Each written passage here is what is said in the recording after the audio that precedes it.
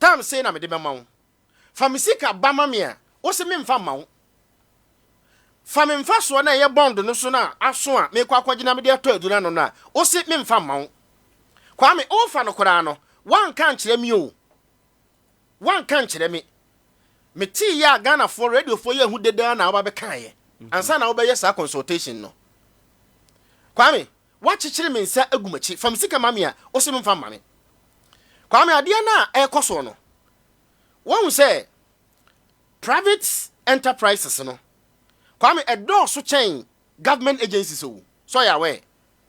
Mpacho kwa me tie me die. Say ankura adwuma wo mo fa Ghana for no. Unso wo mo do so chain aban adwuma. Hwe private schools e wo Ghana ha sei. Hwe filling stations so hotels. Kwa me unim say sankrofo na wo mo abiebie sika kes wo mo biebie companies no. Kwa me wo mo na di wo sika akoto bond na. Wo mo di operate wo mo enterprises no. Kwa me nti waye ni say no. The next 5 months. Kwa me unim di ebesi wo Ghana. Companies begugu. Because me di sika na akoto bonda.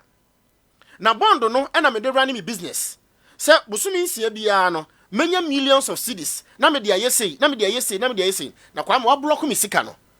Business ne block ya kwa me die na me di wura mu biewu. Enti die na besie. Okay. Mun kwotena fie. Se adwuma na gu. Enti wo mu kwotena fie a what happens? Enye social advisors. Yeah. On be yire hwan.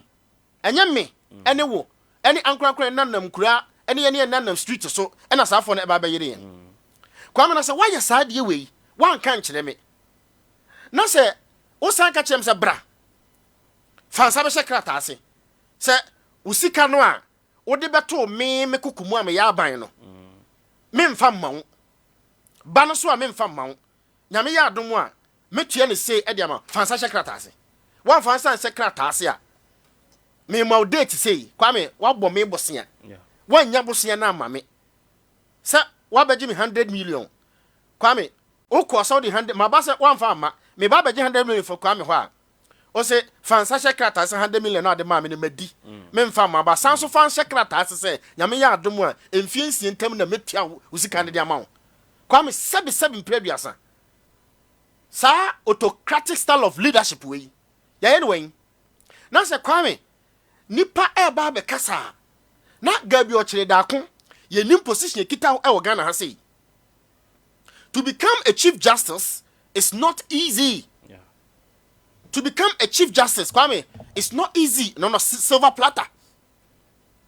Kwame nyebete o so be sua ngoma be circuit court judge Ubesia ababeye a friend saying appeals court judge ubeka high court na ebe frewa na Kwame to the state of the Supreme Court na obabe chief justice Kwame enye position kitwa wo mu school ne ngoma ubesia na ade no enye position kitwa Kwame the chief justice of the country enye ni paketwa na Kwame say bibie ni kura na gabi fa manyo sem to nchen na fa eye maame ye bia. Your mother is a woman. Your mother is a woman. Nti amanyo seminti o ke kansem sei a kire wo maame. Kwame. Se wa fa misika di. Wa chichire me nsa agumachi. Wo se fa nsa shekrata ase na osika na wo de beto ho no. Me fa di me de kobo me ho bosia because me no ma mismanage Ghana. Ma hwe Ghana yie. Kwame na wo beje me ho bosia. Se o de kwa ya de. Na Kwame basa Kwame fa me 100 million mami. Na Kwame o ka kire me say 100 million no ana 1 billion no me de koto Toyota Corolla ma spray na me no me da hotel one day you tear 7 million. Yeah. Kwame, what are you telling me? O kwaje bosia wo a wo pe bosia no wo no jet ya ne bo den na wo ofa odi tukwan. Kwame jet ya ne bo den na o mampanyini odi tukwan country a wo kire wa enje wo kọ IMF na wo fa obi sika ono wasam fifire sam fifire no na waye no Kwame wo no live luxurious life. And you came to tell me say I should sacrifice my tears. Me su enemy how no me sacrifice na wo no fa enjoy. na wie na kwame kasade ma ba to wonka kasade nkyere me na wo sanso aka kyere me say a whole chief justice any sankrofo e ka ho no nyakon se den watras word no use mama ministers o se den watras na so se o se she's beyond what o se ma